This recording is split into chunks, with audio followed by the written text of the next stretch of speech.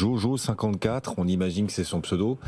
Vallourec est en voie d'être désendetté, on n'est pas loin de Total, on est dans l'univers parapétrolier, là, en l'occurrence avec Vallourec, et donc cet auditeur nous dit Vallourec est en voie d'être désendetté, Mittal est venu au capital, ses produits sont très demandés, est-ce qu'on pourrait retrouver un jour Vallourec à 25 € en bourse? La question de Jojo54. Clémence. Alors, dans les points positifs, effectivement, le dossier Vallourec aujourd'hui est dérisqué d'un point de vue de refinancement. Le refinancement est derrière nous, donc ça c'est un point déjà positif. Les résultats du deuxième trimestre, effectivement, étaient plutôt conformes aux attentes. Ce que nous pouvons noter quand même, c'est que le management continue d'avoir un discours un peu prudent, notamment sur les prix sur le marché américain. Mais bon, finalement, on peut se dire aussi qu'on s'approche d'un plan d'inflexion.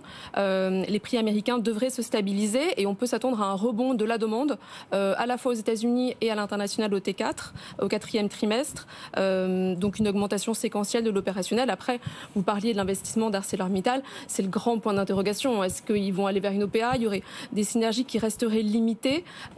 Évidemment, le mouvement dépendrait aussi du gouvernement français, avec les lois Montebourg et Pacte, qui devraient quand même avoir leur mot à dire.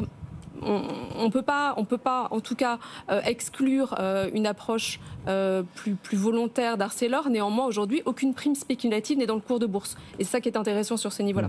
Antoine. Vous disiez Vallourec proche de Total. Jamais oublier aussi l'importance dans le mix produit de Vallourec de tous les produits destinés à l'énergie, à l'électricité, à la vapeur, à ces formes d'énergie-là qui peuvent vraiment être un catalyseur.